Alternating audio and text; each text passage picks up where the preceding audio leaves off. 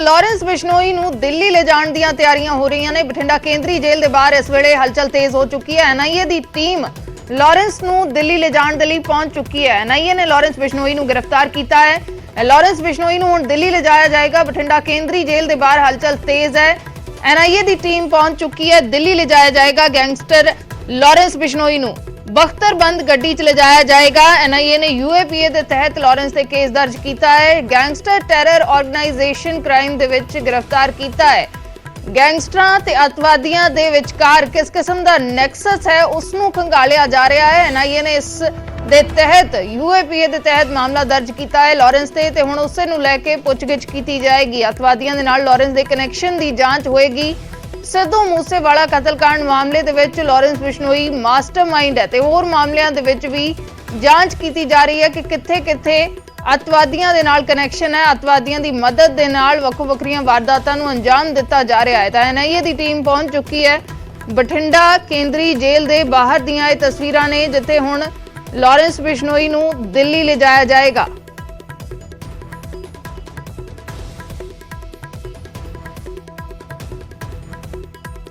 ਇਹ ਤਸਵੀਰਾਂ ਨੇ ਬਠਿੰਡਾ ਕੇਂਦਰੀ ਜੇਲ੍ਹ ਦੇ ਬਾਹਰ ਦੀਆਂ ਜਿੱਥੇ ਐਨਆਈਏ ਦੀ ਟੀਮ ਪਹੁੰਚ ਚੁੱਕੀ ਹੈ।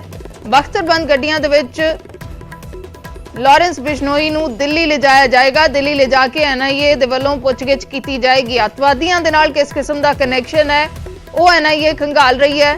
ਪਿਛਲੇ ਦਿਨਾਂ ਦੇ ਵਿੱਚ ਜਿਸ ਕਿਸਮ ਦੇ ਕਤਲ ਦੀਆਂ ਵਾਰਦਾਤਾਂ ਨੂੰ ਅੰਜਾਮ ਦਿੱਤਾ ਗਿਆ ਹੈ ਉਸ ਦੇ ਵਿੱਚ ਸਾਫ਼ ਹੋਇਆ ਹੈ ਕਿ ਹੁਣ ਗੈਂਗਸਟਰਾਂ ਤੇ ਅਤਵਾਦੀਆਂ ਦੇ ਵਿੱਚ ਕਿਸ ਕਿਸਮ ਦਾ ਕਨੈਕਸ਼ਨ ਹੈ ਤਾਂ ਉਸੇ ਚੀਜ਼ ਨੂੰ ਲੈ ਕੇ ਪੁੱਛਗਿੱਛ ਕੀਤੀ ਜਾਏਗੀ। ਕੇਂਦਰੀ ਜੇਲ੍ਹ ਦੇ ਵਿੱਚ ਐਨਆਈਏ ਦੀ ਟੀਮਾਂ ਪਹੁੰਚ ਚੁੱਕੀਆਂ ਨੇ ਤੇ ਲॉरेंस ਬਿਸ਼ਨੋਈ ਤੋਂ ਪੁੱਛਗਿੱਛ ਹੈ ਜਿਹੜੀ ਉਹ ਕੀਤੀ ਜਾ ਰਹੀ ਹੈ। ਤੁਹਾਨੂੰ ਦੱਸ ਦਈਏ ਕਿ ਲॉरेंस ਬਿਸ਼ਨੋਈ ਦੇ ਖਿਲਾਫ ਕਾਰਵਾਈ ਹੈ ਐਨਆਈਏ ਕਰਦੀ ਨਜ਼ਰ ਆ ਰਹੀ ਹੈ। ਐਨਆਈਏ ਨੇ ਕੱਲ ਹੀ लॉरेंस ਬਿਸ਼ਨੋਈ ਦੀ ਗ੍ਰਿਫਤਾਰੀ ਹੈ ਜਿਹੜੀ ਜ਼ਾਹਿਰ ਤੌਰ ਤੇ ਪਾ ਲਈ ਹੈ ਕਿਉਂਕਿ लॉरेंस ਬਿਸ਼ਨੋਈ ਤੋਂ ਕਾਫੀ ਸਾਰੀ ਪੁੱਛਗਿੱਛ ਹੈ ਉਹ ਜੇਲ੍ਹ ਦੇ ਵਿੱਚ ਕੀਤੀ ਗਈ ਸੀ ਤੇ ਕੱਲ ਵੀ ਪੁੱਛਗਿੱਛ ਵੀਡੀਓ ਕਾਨਫਰੰਸਿੰਗ ਦੇ ਰਾਹੀਂ ਕੀਤੀ ਗਈ ਹੈ। ਪਰ ਅੱਜ ਐਨਆਈਏ ਇਸ ਨੂੰ ਆਪਣੇ ਨਾਲ ਦਿੱਲੀ ਲੈ ਕੇ ਜਾਏਗੀ। ਦਿੱਲੀ ਦੇ ਵਿੱਚ ਪੁੱਛਗਿੱਛ लॉरेंस ਬਿਸ਼ਨੋਈ ਗੈਂਗਸਟਰ ਤੋਂ ਕੀਤੀ ਜਾਣੀ ਹੈ ਕਿਉਂਕਿ लॉरेंस ਬਿਸ਼ਨੋਈ ਦੇ ਖਿਲਾਫ ਕਾਰਵਾਈ ਹੈ ਜਿਹੜੀ ਉਹ ਐਨਆਈਏ ਦੇਖ ਰਹੀ ਹੈ ਕਿਉਂਕਿ ਪੰਜਾਬ ਦੇ ਵਿੱਚ ਕਾਫੀ ਸਾਰੀਆਂ ਅਪਰਾਧਿਕ ਵਾਰਦਾਤਾਂ ਹੋਈਆਂ ਨੇ ਜਿਨ੍ਹਾਂ ਵਾਰਦਾਤਾਂ ਦਾ ਸਿੱਧੇ ਤੌਰ ਤੇ लॉरेंस ਦੇ ਉੱਪਰ ਸਵਾਲ ਖੜੇ ਹੋ ਰਹੇ ਨੇ। ਤਾਂ ਕਰਕੇ ਕੱਲ ਵੀ ਵੀਡੀਓ ਕਾਨਫਰੰਸਿੰਗ ਦੇ ਜ਼ਰੀਏ ਐਨਆਈਏ ਨੇ ਪੁੱਛਗਿੱਛ लॉरेंस ਬਿਸ਼ਨੋਈ ਤੋਂ ਕੀਤੀ ਸੀ ਪਰ ਸੰਤੁਸ਼ਟ ਜਵਾਬ ਉਸ ਤੋਂ ਨਹੀਂ ਮਿਲੇ ਸੀ। ਤਾਂ ਕਰਕੇ ਅੱਜ ਐਨਆਈਏ ਨੇ ਉਸ ਨੂੰ ਹਿਰਾਸਤ ਦੇ ਵਿੱਚ ਲੈ ਕੇ ਅੱਜ ਉਸ ਦੀ गिरफ्तारी तो बाद एनआईए दिल्ली लेके जाएगी। दिल्ली दे विच पुछगिछ है लॉरेंस बिश्नोई तो होनी है। तां करके पुलिस के प्रबंध ने सुरक्षा के प्रबंध ने जिहड़े पुख्ता नज़र आ रहे हैं। बाहर गड्डी भी तुहानूं नज़र आ रही है। तां करके अज दिल्ली दे विच काफ़ी जिहड़े सिंगरस ने उन्हां तो भी पुछगिछ होनी है क्योंकि लॉरेंस बिश्नोई काफ़ी अहम कड़ी है। तां करके लॉरेंस तो पुछगिछ होना जरूरी है क्योंकि इस तो पहला भी 6 के करीब गैंगस्टर है जिहड़े वो एनआईए के रडार ते ने। एनआईए ने उन्हां दे खिलाफ मामले दर्ज किए हैं। तां करके अज लॉरेंस तो पुछगिछ काफ़ी अहम हो सकती है क्योंकि लॉरेंस की पुछगिछ तो आखिरकार किस तरह के खुलासे होंगे ने देखना जरूर दिलचस्प रहूगा क्योंकि इस तो पहला भी लॉरेंस तो कल वीडियो कॉन्फ्रेंसिंग के जरिए जी पुछगिछ की गई थी साफ जवाब नहीं आए सी। पर अज लॉरेंस नूं एनआईए दिल्ली लैके जाएगी और करीब कुछ ही टाइम के बाद इत्थों एनआईए ने गड्डियां दे नाल लॉरेंस बिश्नोई नूं लैके रवाना होणगीआं ते अगे किस तरह की पुछगिछ दे विच खुलासे होंदे ने वो देखने वाली गल है। सूरजपान न्यूज़ 18 पंजाब बठिंडा। ਤਾਂ ਬਠਿੰਡਾ ਕੇਂਦਰੀ ਜੇਲ੍ਹ ਦੇ ਬਾਹਰ ਐਨਆਈਏ ਦੀਆਂ ਟੀਮਾਂ ਪਹੁੰਚ ਚੁੱਕੀਆਂ ਨੇ ਤੇ ਲॉरेंस ਨੂੰ ਹੁਣ ਦਿੱਲੀ ਲਿਜਾਇਆ ਜਾਏਗਾ। ਉੱਥੇ ਪੁੱਛਗਿੱਛ ਕੀਤੀ ਜਾਏਗੀ। ਸਾਡੇ ਸਹਿਯੋਗੀ ਦਿੱਲੀ ਤੋਂ शंकर आनंद जुड़े ने ਤੇ चंडीगढ़ ਤੋਂ मनोज राठी जुड़े ने। पहले शंकर का रुख करते हैं। शंकर, क्या कुछ आपके पास पूरी जानकारी, किन किन मामलों को लेकर एनआईए जांच कर रही है? लॉरेंस बिश्नोई से पूछताछ की जानी है। देखिए आज तकरीबन 2 बजे के अलावा में केंद्रीय जांच एजेंसी एनआईए की टीम आज गैंगस्टर लॉरेंस बिश्नोई को लेकर दिल्ली स्थित एनआईए हेडक्वार्टर पहुंच जाएगी। एनआईए की टीम आज कई मसलों पर उससे पूछताछ करेगी। जिस तरह से गैंगस्टर लॉरेंस बिश्नोई की बात करें तो जिस तरह से इसका नेटवर्क, इसका जो एक गैंगस्टर का जो नेटवर्क कहा जा सकता है राजधानी दिल्ली, हैदराबाद, इसके हरियाणा, पंजाब, राजस्थान में इसका फैला हुआ है। और इस मामले की गंभीरता को देखते हुए जिस तरह से सिद्धू मूसेवाला हत्याकांड मामले में लॉरेंस बिश्नोई गैंग का नाम सामने आया था और इस मामले की जब पड़ताल की गई तो पता चला कि ये इसका जो कनेक्शन है विदेश में बैठे हुए कई गैंगस्टर के साथ में है। लिहाजा इस मामले की गंभीरता को देखते हुए ही एनआईए के द्वारा यूएपीए के तहत इसके मामला दर्ज किया गया है और इस मामले में अब आगे की इन्वेस्टिगेशन का दायरा काफी आगे बढ़ चुका है। और इसी इन्वेस्टिगेशन की तफ्तीश के दौरान ये पता चला कि कई गैंगस्टर का जो पैसा है, जो इलीगल तौर से जो कमाया गया जो पैसा है, वो म्यूजिक इंडस्ट्री में निवेश किया गया। अगर म्यूजिक इंडस्ट्री की बात करें तो पंजाब के कई बड़े सिंगर और संगीतकार अब केंद्रीय जांच एजेंसी एनआईए के रडार पर आ चुके हैं और एनआईए उन तमाम मामलों की इन्वेस्टिगेशन में अब जुटी है कि किस तरह से गैंगस्टर का पैसा उस म्यूजिक इंडस्ट्री में गया और किस तरह से इस मामले पर किन किन लोगों की भूमिका है। लिहाजा इस मामले में आज लॉरेंस बिश्नोई से पूछताछ की जाएगी और लॉरेंस बिश्नोई से कई गैंगस्टर के साथ साथ जो पंजाब के वो कौन कौन से गायक हैं या संगीतकार हैं, इन तमाम मामलों पर उससे विस्तार से पूछताछ की जाएगी। तो एक तरह से कहा जा सकता है कि ये मामला काफी महत्वपूर्ण हो चुका है। लिहाजा लॉरेंस बिश्नोई को भटिंडा जेल से लाकर दिल्ली हेडक्वार्टर में रखा जाएगा और दिल्ली स्थित एनआईए हेडक्वार्टर में उसे रख के पूछताछ की जाएगी और ये जानने का प्रयास किया जाएगा कि आखिर वो कौन कौन से गैंगस्टर है और वो कौन कौन से म्यूजिक कंपनी से जुड़े हुए गायक या संगीतकार हैं जिसका गैंगस्टर के साथ कनेक्शन है। देखिए, जिस तरह से इस मामले में कनाडा कनेक्शन की बात करें या दुबई कनेक्शन की बात करें तो इस मामले में कई ऐसे इनपुट्स मिले थे कि विदेश में बैठे हुए कई गैंगस्टर सीधे तौर पे पंजाब के कई ऐसे म्यूजिक जो इंडस्ट्री से जुड़े हुए लोग हैं उससे सीधे तौर पे जुड़े हुए थे और पैसा इन्वेस्टमेंट कर करके एक तरह से कहा जा सकता है ब्लैक मनी को व्हाइट मनी में कन्वर्ट करने का काम किया जाता था। तो इस मामले पर काफी महत्वपूर्ण इनपुट्स एनआईए को मिले और उसी इनपुट्स के आधार पर एनआईए अब इस मामले में इन्वेस्टिगेशन का दायरा आगे बढ़ा रही है और लॉरेंस बिश्नोई गैंगस्टर के खिलाफ अब इस मामले में यूएपी एक्ट के तहत इस मामले के आगे इन्वेस्टिगेशन किया जाएगा और इस मामले में कई लोगों से पूछताछ की जाएगी। तो फिलहाल जो आज एनआईए हेडक्वार्टर में आज कहा जा सकता है कि वहां की सुरक्षा व्यवस्था काफी बढ़ा दी गई है और तकरीबन 2 बजे के लगभग में गैंगस्टर लॉरेंस बिश्नोई को लेकर एनआईए की टीम यहां पहुंच जाएगी और उसके बाद आगे इसी हेडक्वार्टर में रख करके आगे पूछताछ की प्रक्रिया को अंजाम दिया जाएगा। जी।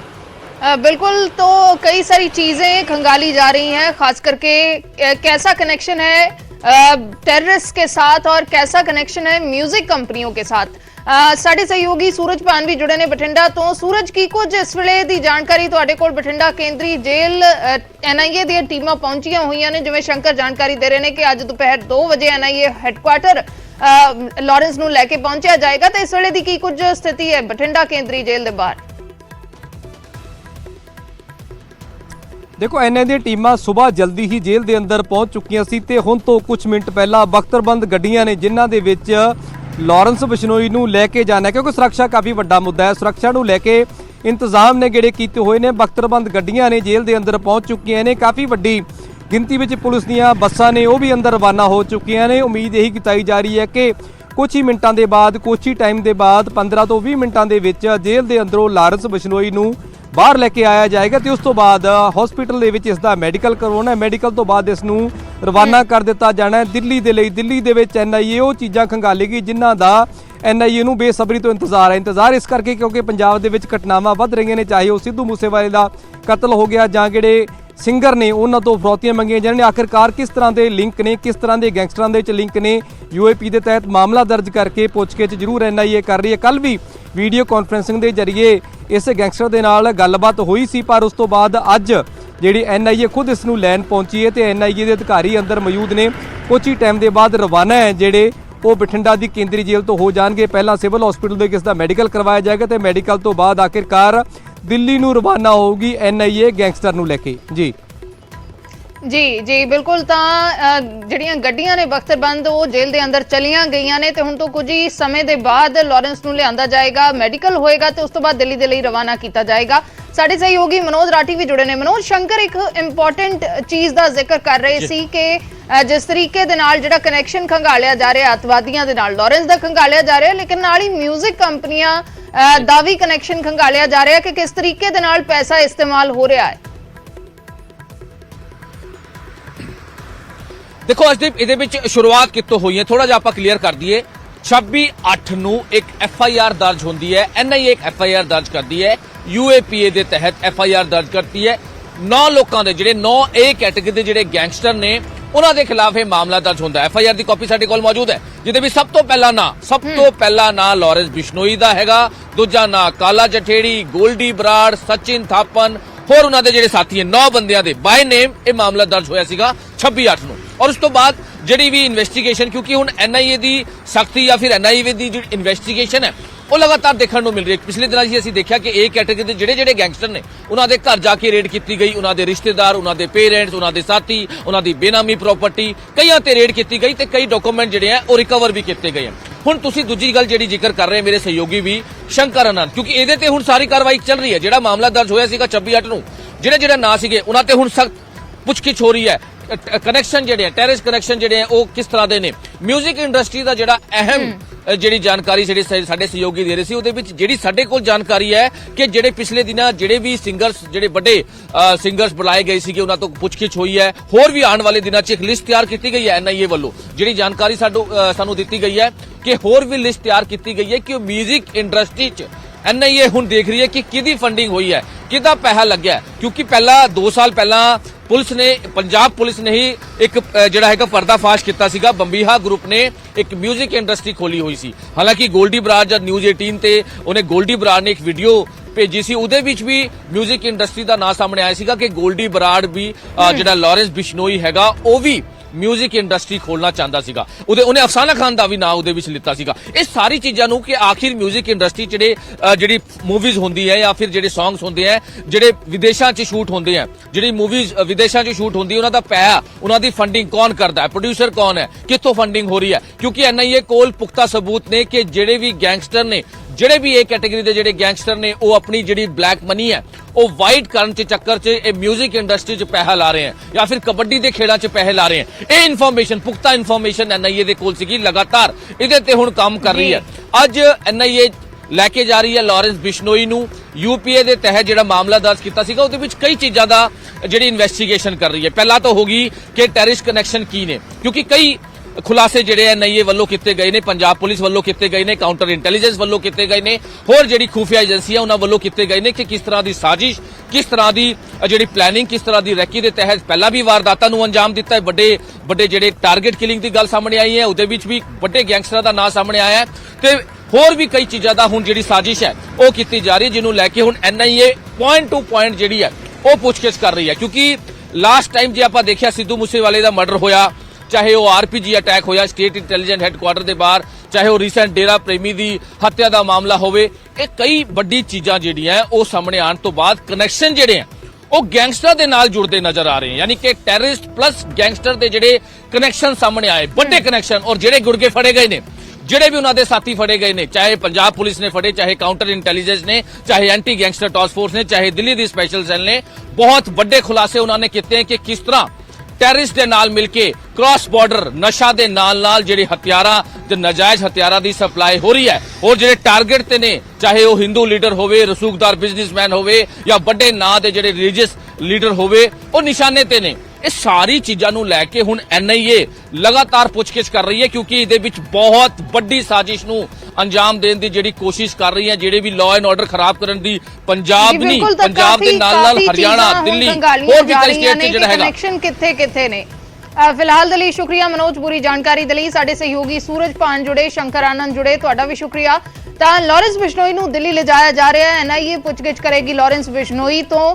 ਐਨਆਈਏ ਦੇ ਵੱਲੋਂ ਯੂਏਪੀਏ ਦੇ ਤਹਿਤ ਕਾਰਵਾਈ ਕੀਤੀ ਜਾ ਰਹੀ ਹੈ ਲਾਰੈਂਸ ਬਿਸ਼ਨੋਈ ਤੇ। ਗੈਂਗਸਟਰਾਂ ਦਾ ਅਤਵਾਦੀਆਂ ਦੇ ਨਾਲ ਕੀ ਕਨੈਕਸ਼ਨ ਹੈ, ਇਸ ਨੂੰ ਖੰਗਾਲਿਆ ਜਾ ਰਿਹਾ ਹੈ। ਲਾਰੈਂਸ ਦਾ ਅਤਵਾਦੀਆਂ ਦੇ ਨਾਲ ਕੀ ਕਨੈਕਸ਼ਨ ਹੈ, ਇਸ ਨੂੰ ਖੰਗਾਲਿਆ ਜਾ ਰਿਹਾ ਹੈ। ਤੇ ਨਾਲ ਹੀ ਜਿਵੇਂ ਸਾਡੇ ਸਹਿਯੋਗੀ ਜਾਣਕਾਰੀ ਦੇ ਰਹੇ ਸੀ ਕਿ ਮਿਊਜ਼ਿਕ ਕੰਪਨੀਆਂ ਦੇ ਵਿੱਚ ਕਿਵੇਂ ਪੈਸਾ ਲੱਗਦਾ ਹੈ, ਕੀ ਕੋਈ ਅਤਵਾਦੀ ਕਨੈਕਸ਼ਨ ਹੈ, ਉਹਨਾਂ ਚੀਜ਼ਾਂ ਨੂੰ ਵੀ ਐਨਆਈਏ ਖੰਗਾਲ ਰਹੀ ਹੈ। ਹੁਣ ਤੋਂ ਕੁਝ ਹੀ ਸਮੇਂ ਦੇ ਬਾਅਦ ਬਠਿੰਡਾ ਦੀ ਕੇਂਦਰੀ ਜੇਲ੍ਹ ਤੋਂ ਰਵਾਨਾ ਹੋਏਗੀ ਐਨਆਈਏ ਦੀ ਟੀਮ। ਪਹਿਲਾਂ ਲਾਰੈਂਸ ਬਿਸ਼ਨੋਈ ਦਾ ਮੈਡੀਕਲ ਕਰਾਇਆ ਜਾਏਗਾ ਤੇ ਫਿਰ ਉਸ ਨੂੰ ਲੈ ਕੇ ਦਿੱਲੀ ਦੇ ਲਈ ਰਵਾਨਾ ਹੋਣਗੇ।